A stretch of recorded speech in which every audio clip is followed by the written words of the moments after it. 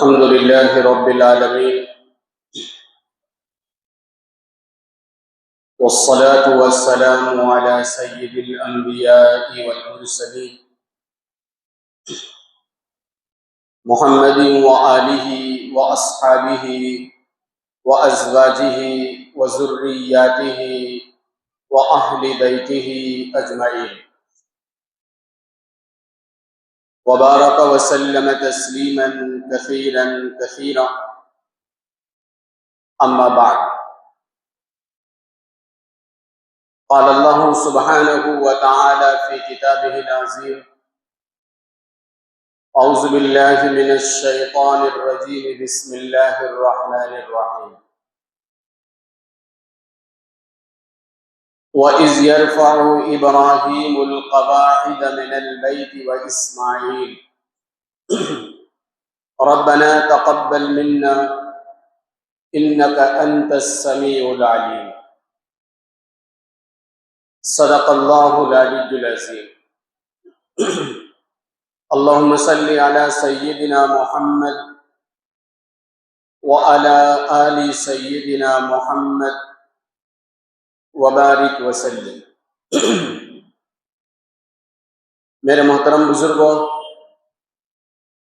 اور دوستوں، قرآن مجید میں اللہ تعالیٰ کا یہ پاک ارشاد ہے کہ جب حضرت ابراہیم اور اسماعیل علیہم السلام کعبۃ اللہ کی تعمیر کر رہے تھے تو ان کی زبان پر ایک دعا تھی۔ حضرت ابراہیم اور اسماعیل علیہم السلام کہہ رہے تھے ربنا تقبل منا انک انت السمیع العلیم، اے ہمارے رب ہمارے اس عمل کو قبول فرما لیجئے، آپ ہی سننے والے اور آپ ہی جاننے والے۔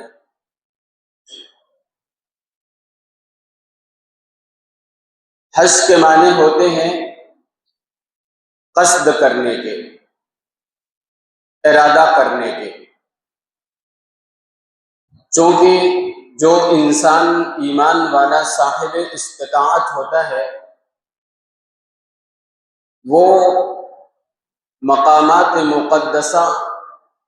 کی زیارت کا قصد اور ارادہ کرتا ہے، اس لیے حج کا نام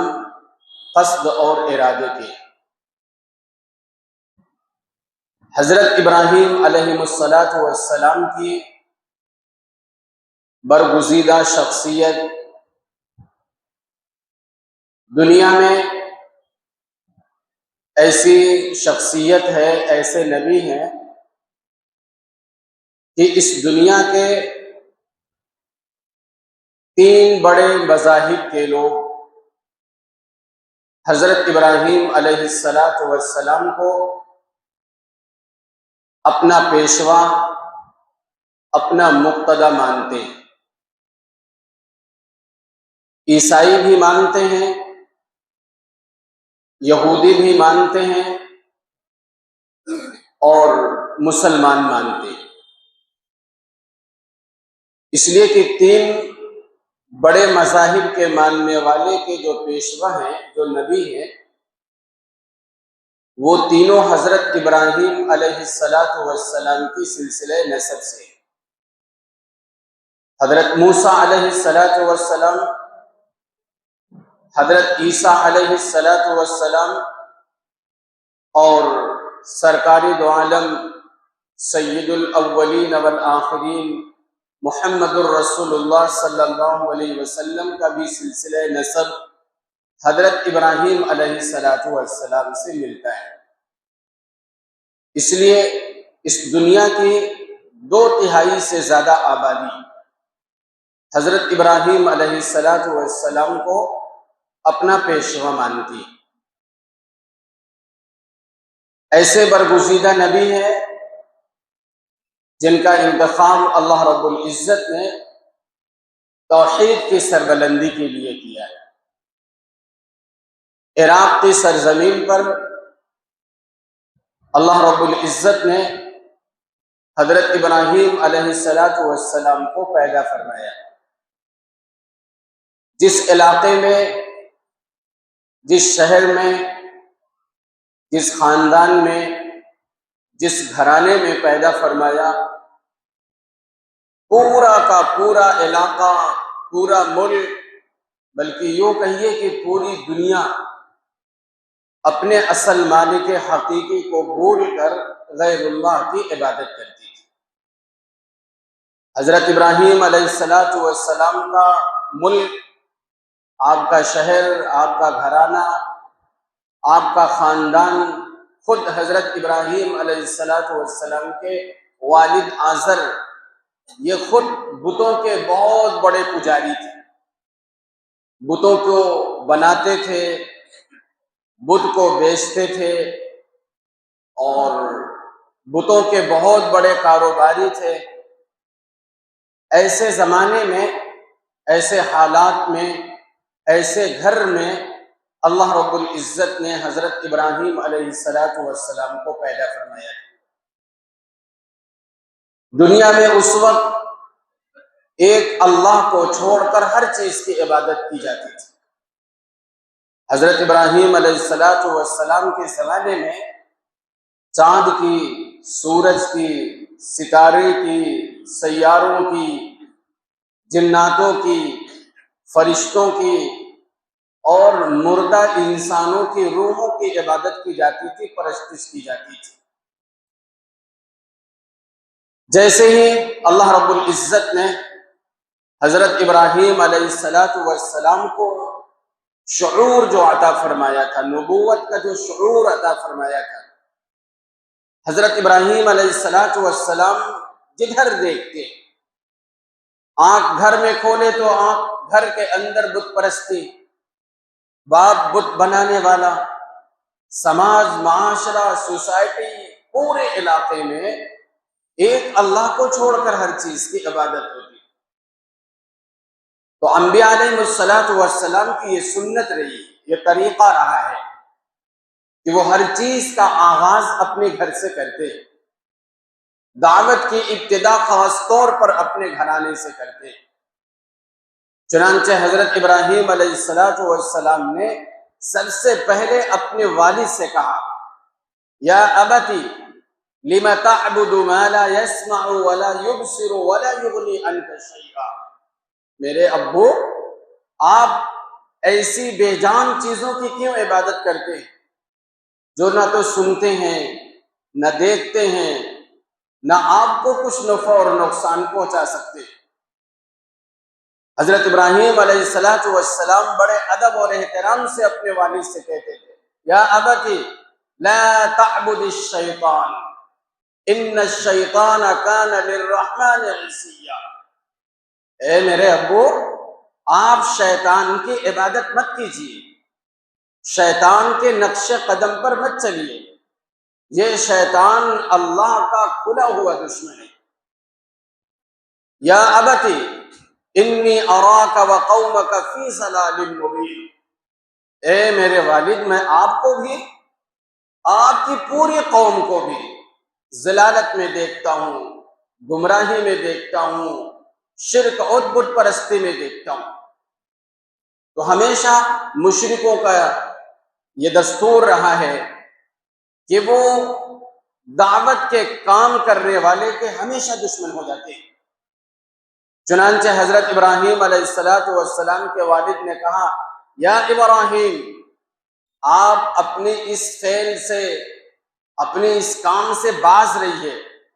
قالوا انا وجدنا آباءنا، جب بھی لوگوں سے کہا جاتا ہے آپ یہ کام مت کیجیے، یہ شرک والا کام ہے، یہ بدعات والا کام ہے،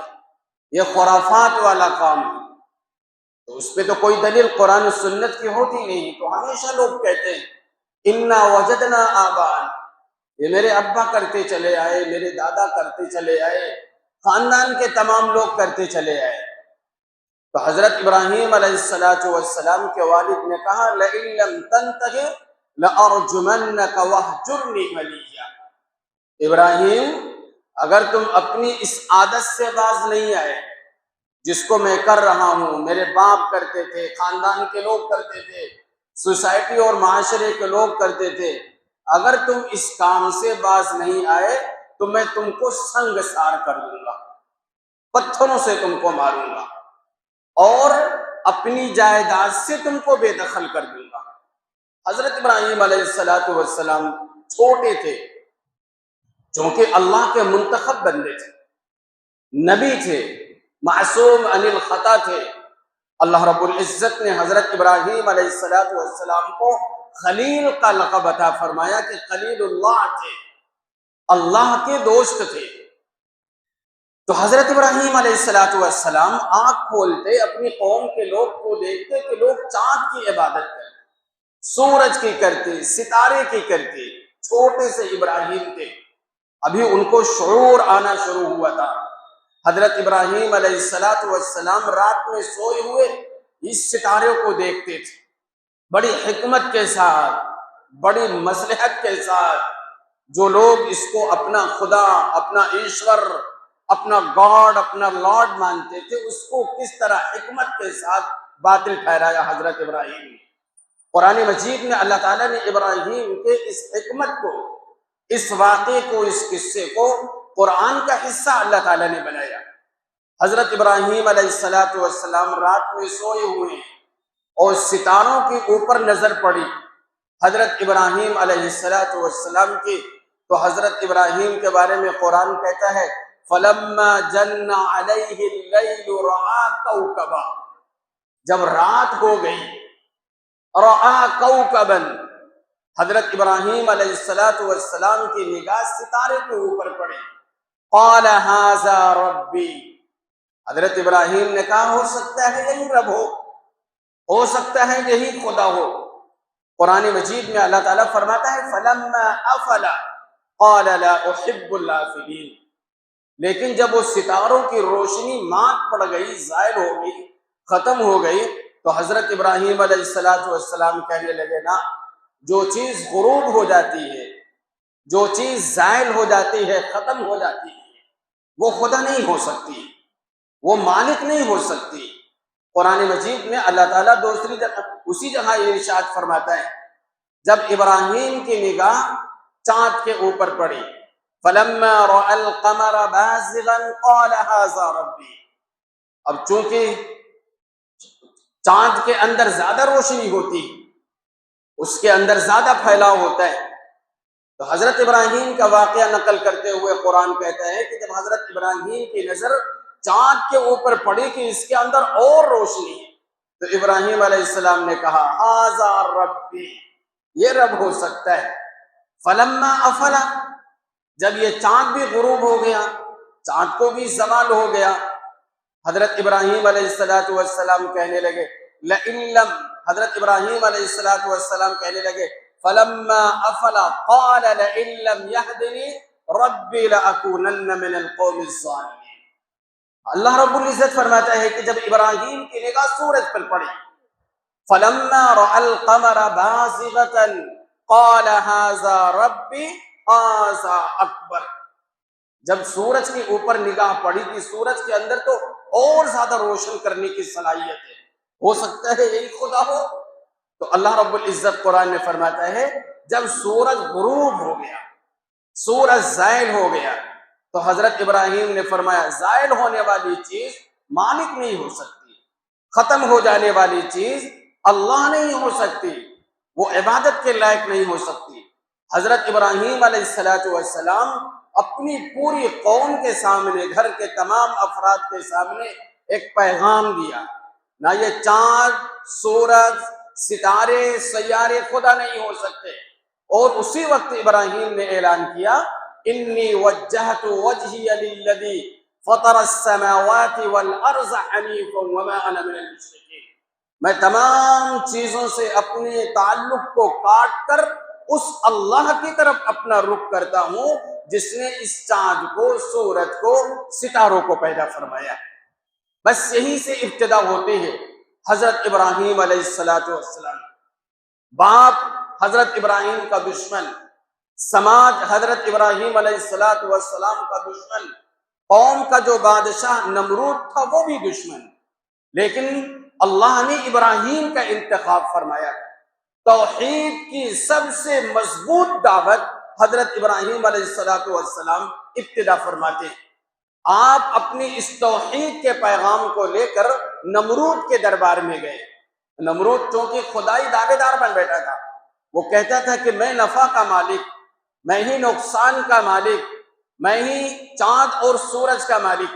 حضرت ابراہیم علیہ السلام ایک اللہ کا توحید کا پیغام لے کر نمرود کے دربار میں گئے اور کہنے لگے ان اللہ یأتی بالشمس من المشرق فأت بها من المغرب، میرا اللہ تو وہ ہے جو روزانہ سورج کو پورب سے نکال کر پچھم میں ڈبوتا ہے، اگر تو بھی خدا ہے تو آج سورج کو پچھم سے نکال کر تو پورب میں ڈبو دے۔ قرآن مجید میں اللہ تعالیٰ فرماتا ہے فَبُهِتَ الَّذِي كَفَرَ، پورا کفر سناٹے میں چھا گیا۔ حضرت ابراہیم علیہ السلام کو جیسے نبی پاک صلی اللہ علیہ وآلہ وسلم کے دشمن سماج کے لوگ، معاشرے کے لوگ، پوری قوم کے لوگ ہو گئے تھے، ویسے ہی حضرت ابراہیم کے دشمن پوری قوم کے لوگ، پورے ملک کے لوگ ہوئے۔ چنانچہ حضرت ابراہیم علیہ السلام اپنے علاقے سے، اپنے ملک عراق سے نکلتے، اپنے گھر کے افراد کو لے کر، اپنے بیٹے اسماعیل کو لے کر اور اپنے بھتیجے حضرت لوط علیہ السلام کو لے کر، اپنے بیٹے حضرت اسحاق علیہ السلام کو لے کر، میں نے پورے ملک کے انسانوں کو تک یہ پیغام پہنچایا ایک اللہ کی عبادت کرنا ہے، وہی نفع اور نقصان کا مالک ہے۔ اب حضرت ابراہیم علیہ السلام اپنے ملک عراق کی سرزمین سے نکلتے ہیں، کبھی شام جاتے ہیں، کبھی فلسطین جاتے ہیں، اور کبھی اردن کی سرزمین پر جاتے ہیں، کبھی حجاز مقدس میں جاتے ہیں۔ مقصد صرف ایک تھا، ایک اللہ کی دعوت دنیا کے تمام انسانوں تک پہنچانا ہے۔ چنانچہ حضرت ابراہیم علیہ السلام نے اپنے بھتیجے حضرت لوط علیہ السلام کو اردن کے علاقے میں، جو موجودہ زمانے میں جارڈن کا علاقہ کہلاتا ہے، آپ نے حضرت لوط علیہ السلام کو جارڈن کے علاقے میں بھیجا اور اپنے بیٹے حضرت اسحاق علیہ السلام کو فلسطین کے علاقے میں بھیجا اور اپنے بیٹے اسماعیل علیہ السلام کو اور بذات خود دونوں حضرات حجاز مقدس کے اندر، مکہ مکرمہ کے اندر تشریف فرما ہوتے، اور باپ اور بیٹوں نے مل کر حضرت ابراہیم اور اسماعیل علیہ السلام دونوں حضرات مل کر اسی مکے کے اندر توحید کا سب سے بڑا مرکز، توحید کا سب سے پہلا مرکز اور توحید کا سب سے آخری مرکز، جہاں سے پوری دنیا کے اندر ایک اللہ کی صدا لگائی جائے گی، اس گھر کو بنایا۔ قرآن مجید میں اللہ تعالیٰ فرماتا ہے وَإِذْ يَرْفَعُ إِبْرَاهِيمُ الْقَوَاعِدَ مِنَ الْبَيْتِ وَإِسْمَاعِيلُ، حضرت ابراہیم اور اسماعیل علیہ السلام اس روئے زمین پر سب سے پہلا گھر کعبۃ اللہ کی تعمیر اللہ کے حکم سے کرتے ہیں اور اللہ تعالیٰ کی گائیڈ لائن کے مطابق کرتے ہیں۔ جہاں کسی زمانے میں اللہ رب العزت نے آدم علیہ السلام کو حکم دیا، اسی جگہ اللہ تعالیٰ نے ابراہیم کو حکم دیا آپ اور اپنے بیٹے کو لے کر اس کعبۃ اللہ کی تعمیر فرمائیے۔ کتنے زمانے میں بنا، کتنا اینٹ کتنا پتھر لگا، کتنا گارا کتنا مسالہ لگا، اور پتھر کہاں سے آیا، یہ سب قرآن مجید کے اندر بیان نہیں کیا گیا، لیکن اللہ تعالیٰ فرماتا ہے وَإِذْ يَرْفَعُ إِبْرَاهِيمُ الْقَوَاعِدَ مِنَ الْبَيْتِ وَإِسْمَاعِيلُ، جس وقت ابراہیم اور اسماعیل کعبۃ اللہ کی تعمیر فرما رہے تھے تو ابراہیم اور اسماعیل کہہ رہے تھے ربنا تقبل منا، اے میرے اللہ میرے اس عمل کو قبول فرما لیجیے۔ دنیا میں اتنا مقدس کوئی گھر نہیں۔ جہاں حاجی صاحب جاتے ہیں تو اس گھر کا طواف کرتے ہیں، جہاں تمام ایمان والوں کو حکم ہے کہ اسی کعبۃ اللہ کی طرف رک کر کے نماز پڑھنا ہے۔ وہ کعبۃ اللہ ایسی مقدس جگہ ہے جو پورے روئے زمین کا سینٹر اور بیچ ہے۔ وہ کعبۃ اللہ اتنی مقدس جگہ ہے جہاں پر اللہ رب العزت کے ہر وقت تجلیات نازل ہوتی ہے، اللہ تعالیٰ کی نورانیت نازل ہوتی ہے۔ اس کعبۃ اللہ کی تعمیر فرما رہے تھے اور ابراہیم اسماعیل کہہ رہے تھے ربنا تقبل منا، اے میرے اللہ میرے اس عمل کو قبول فرما لیجیے۔ تمام ایمان والے کو اس آیت کے اندر اللہ رب العزت ابراہیم کے ذریعے سے پوری امت کو یہ حکم دیتا ہے، جب بھی آپ مسجد بنوائیے، جب بھی آپ مدرسہ بنوائیے، جب بھی آپ خانقاہ بنوائیے، جب بھی آپ مسافروں کے لیے پانی پینے کا انتظام کیجیے، جب بھی آپ سوشل ورک خدمت خلق کیجیے، کبھی آپ کا کالر ٹائٹ نہیں ہونا چاہیے، کبھی آپ کے اندر غرور نہیں ہونا چاہیے، کبھی آپ کا سینہ چوڑا نہیں ہونا چاہیے، کبھی آپ کے اندر فخر اور تکبر نہیں پیدا ہونا چاہیے۔ روئے زمین پر سب سے پہلے موحد اعظم اور روئے زمین پر توحید کا سب سے پہلا گھر حضرت ابراہیم بناتے ہیں، تو ابراہیم کے اندر عاجزی ہے، ابراہیم کے اندر سادگی ہے، اور ابراہیم کے اندر اخلاص ہے۔ اللہ کا گھر اتنا مقدس گھر، اتنا مقدس نبی بناتا ہے اور کہتا ہے ربنا تقبل منا، اے میرے اللہ میرے اس عمل کو قبول فرما لیجیے۔ ہر انسان کو چاہیے جب وہ نماز پڑھے عاجزی کے ساتھ کہے میرے اللہ میری نماز کو قبول فرما لیجیے، قرآن پڑھے تو کہے میرے اللہ قرآن کو قبول فرما لیجیے۔ پھر حضرت ابراہیم اللہ تعالیٰ کے سامنے دعا کرتے ہیں اور ابراہیم علیہ السلام کہتے ہیں وَإِذْ يَرْفَعُ إِبْرَاهِيمُ الْقَوَاعِدَ مِنَ الْبَيْتِ وَإِسْمَاعِيلُ رَبَّنَا تَقَبَّلْ مِنَّا إِنَّكَ أَنْتَ السَّمِيعُ الْعَلِيمُ۔ پھر ابراہیم علیہ السلام کہتے ہیں اے میرے اللہ مجھ کو اور میرے اس لڑکے کو ایمان والا بنا دیے، ربنا وجعلنا مسلمین لک۔ ایک دعا کی تھی میرے اس عمل کو آپ قبول فرمائیے کہ میں کعبۃ اللہ کی تعمیر کر رہا ہوں۔ دوسری دعا حضرت ابراہیم علیہ السلام کہتے ہیں ربنا وجعلنا مسلمین لک، اے میرے اللہ مجھ کو مسلمان بنا دیجئے اور میرے بیٹے اسماعیل کو مسلمان بنا دیجئے۔ آپ قرآن مجید کی اس آیت کو پڑھیے اور اس کے ترجمے کو تلاش کیجئے، علماء سے پوچھئے کیا ابراہیم مسلمان نہیں تھے کیا اسماعیل مسلمان نہیں تھے کیا؟ اگر ابراہیم اور اسماعیل مسلمان نہیں تھے تو دنیا میں کوئی انسان مسلمان نہیں، لیکن وہ اپنے اللہ سے دعا کرتے تھے ربنا وجعلنا مسلمین لک۔ وہ اردو پڑھنے والے مسلمان نہیں تھے۔ عربی زبان میں جہاں کہیں بھی یا قرآن و حدیث کی اصطلاح میں جہاں کہیں مسلمان کا لفظ آتا ہے نا، وہ ہمارے اور آپ جیسے والا مسلمان نہیں ہوتا ہے کہ بھائی جمعہ کے دن آئے 2 رکعت نماز پڑھ لیے، اور کوئی آدمی مر گیا تو جنازہ رکھ کر کھٹیے پر 2 رکعت نماز پڑھ لیے یا جنازے کی نماز پڑھ لیے، اور عید اور بقرعید آتی ہے تو 365 دنوں میں 2 دن نماز پڑھ لیے۔ یہ مسلمانوں کی تعریف نہیں ہے۔ جہاں قرآن کے اندر حدیث کے اندر مسلم کا لفظ آتا ہے، جیسے مسلمان ہونے کی دعا حضرت ابراہیم اور اسماعیل کہتے ہیں نا، تو مسلمان کا لفظ قرآن کے اندر مسلمان کے معنی ہوتے ہیں فرما بردار کے، مسلمان کے معنی ہوتے ہیں اطاعت شعار کے، مسلمان کے معنی ہوتے ہیں اللہ تعالیٰ کے سامنے اپنے آپ کو سرنڈر کر دینے کے، مسلمان کے معنی ہوتے ہیں اللہ تعالیٰ کے تمام حکموں کو بجا لانے کے۔ تو ابراہیم اللہ تعالیٰ سے دعا کرتے تھے کہ میرے اللہ میں اس کعبۃ اللہ کو بنا دوں گا، بنانے کے بعد اپنا فرما بردار مجھے بنائیے تاکہ میں تیرے اس کعبے کی حفاظت کرتا رہوں،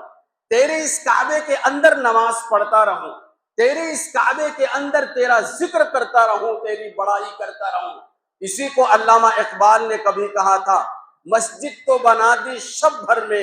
ایمان کی حرارت والوں نے، من اپنا پرانا پاپی تھا برسوں میں نمازی بن نہ سکے۔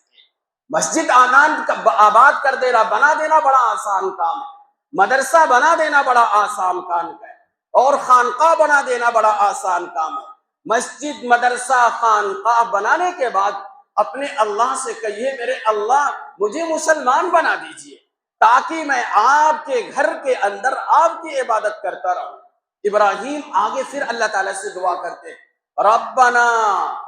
وذریتنا امتا مسلمتا لک، اے اللہ مجھے مسلمان بنائیے، میری آنے والی جو نسلیں ہیں نا اس کو بھی مسلمان بنائیے۔ ہر ایمان والے کو اپنے لیے دعا کرنا چاہیے، اے میرے اللہ جیسے آپ نے مسلمان مجھے بنایا، جیسے آپ نے مجھے ایمان والا بنایا، جیسے آپ نے محمد الرسول اللہ کا امتی بنایا، جیسے آپ نے محمد صلی اللہ علیہ وسلم کی سیرت اور سنت پر چلنے کی توفیق عطا فرمائی، ویسے ہر ایمان والے کو چاہیے۔ آپ دنیا کے اندر ہم رہتے ہیں، دیکھتے ہیں اپنی نگاہوں کے سامنے سے، ہر انسان ہر لائن سے دعا کرتا ہے۔ ایک بزنس مین، اس کی یہ تمنا اور خواہش ہوتی ہے، دعا ہوتی ہے، میں اس دنیا سے چلا جاؤں، بزنس میری اولاد کے اندر، میرے گھرانے کے اندر باقی رہے۔ کوئی آدمی سیاستداں ہوتا ہے، اس کی یہ خواہش ہوتی ہے، کوشش ہوتی ہے، میں اس دنیا سے چلا جاؤں، سیاست میرے بچوں کے اندر، میرے گھر کے اندر باقی رہے۔ کوئی بادشاہ ہوتا ہے، حکمراں ہوتا ہے، اس کی یہ کوشش اور خواہش ہوتی ہے، جب میں اس دنیا سے چلا جاؤں بادشاہت اور سلطنت میرے بچوں کے اندر، خاندان کے اندر رہے۔ ایمان والے کو اس سے کہیں زیادہ دعا کرنا چاہیے، فکر کرنا چاہیے کہ میرے اللہ آپ نے مجھے مسلمان بنایا، آپ نے مجھے ایمان والا بنایا، میرے اللہ میری اس دنیا سے چلے جانے کے بعد میرے بچوں کو، میری بچیوں کو، میرے آنے والی نسلوں کو میرے اللہ دین پر، ایمان پر، محمد الرسول اللہ کی شریعت پر زندہ بھی رکھیے، اسی پر ان کو موت عطا فرمائیے۔ یہ کعبۃ اللہ جو حضرت ابراہیم علیہ السلام نے بنایا، ایک اللہ کی عبادت کے لیے بنایا گیا، لیکن تعجب کی بات یہ، جب ابراہیم علیہ السلام اس دنیا سے رخصت ہوئے نا، تو ابراہیم کی قوم کے لوگ جب ابراہیم کے پیغام کو بھلایا تو اسی کعبۃ اللہ کے اندر ابراہیم علیہ السلام کی تصویر اور مجسمے کو لٹکا کر کے ان کو دیوتا کی شکل میں عبادت کی جانے لگی، اور اس کعبۃ اللہ کے اندر محمد الرسول اللہ کی آمد سے پہلے 360 بت رکھے گئے۔ حضرت ابراہیم علیہ السلام نے طواف کی جو شکل بتائی تھی، ابراہیم کی قوم نے ابراہیم کے جانے کے بعد بھلا دیا۔ لوگ کعبۃ اللہ کے ارد گرد طواف کرتے تھے محمد الرسول اللہ کے آنے سے پہلے، مگر احرام کی حالت میں نہیں کرتے تھے، ننگے پن میں کعبۃ اللہ کا طواف کرتے تھے۔ کہتے تھے زبان جاہلیت میں، ہماری ماں نے ہم کو ننگا جنا ہے، اور اللہ کے پاس بھی، خدا کے پاس بھی ایسے ہی ننگے جانا ہے، تو ہم اللہ کے گھر اسی ننگے حالت میں آ کر طواف کریں گے۔ لوگ حج کے زمانے میں قربانی کرتے تھے جانور کی، لیکن قربانی کرنے کے بعد قربانی کے جانور کے گوشت کو کعبہ کے دروازے پر رکھ دیتے تھے، اور قربانی کے گوشت، قربانی کے خون کو کعبۃ اللہ کی دیواروں پر چھڑک دیتے تھے۔ معاذ اللہ، وہ سمجھتے تھے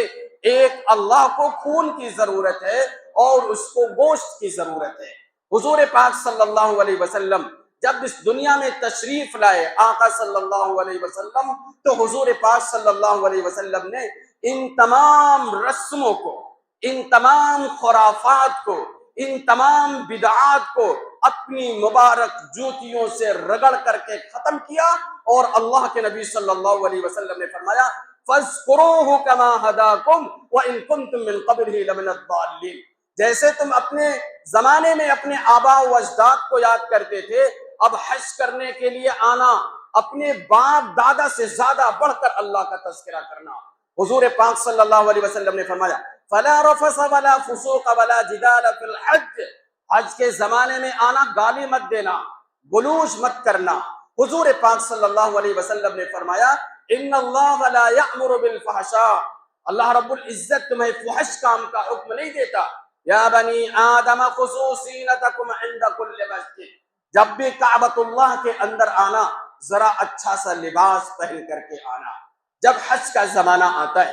پوری ایمان والے شخص کو ایک دعوت کا، ایک توحید کا پیغام دیا جاتا ہے۔ توحید کی سب سے پہلی صدا حضرت ابراہیم علیہ السلام نے مضبوطی کے ساتھ لگائی اور آقا صلی اللہ علیہ وسلم نے اس کی تکمیل کی۔ اسی لیے حضرت ابراہیم اور آقا صلی اللہ علیہ وسلم کی دعوت میں بہت زیادہ مماثلت ہے، ایک جیسی ہے۔ حضرت ابراہیم نے ابتدا اپنے گھر سے کی، آقا صلی اللہ علیہ وسلم نے ابتدا اپنے گھر سے کی۔ آقا علیہ السلام کے تمام ملک کے لوگ دشمن، ابراہیم کے بھی تمام ملک کے لوگ دشمن۔ حضرت ابراہیم نے عراق سے ہجرت فرمائی، آقا صلی اللہ علیہ وسلم نے مکے سے ہجرت فرمائی۔ جتنی تیزی کے ساتھ اور جتنی قوت کے ساتھ ابراہیم نے توحید کی صدا لگائی تھی، محمد الرسول اللہ نے اتنی تیزی کے ساتھ توحید کی صدا لگا کر اس توحید کی تکمیل فرمائی۔ اسی لیے آپ دیکھتے ہیں نا، جب ہم نماز پڑھتے ہیں